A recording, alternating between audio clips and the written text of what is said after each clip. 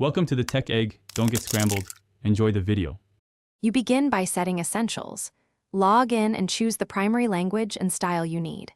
Once done, paste or upload the document segment you'll edit first. Small chunk speed feedback.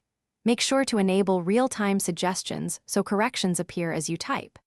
This first step matters because it defines the rule set the tool uses, grammar, tone, and regional spelling, so invest a minute here to match your final audience and objective.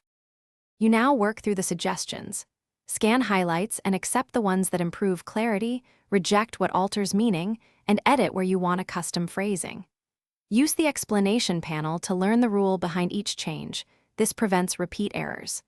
Once you've resolved obvious edits, switch strength modes to tighten style or preserve voice. This step refines nuance and reduces overcorrection, so you maintain authorial intent while improving reading. You complete the process by exporting or syncing the polished text to your destination, then run a final pass focused on consistency, punctuation, and formatting.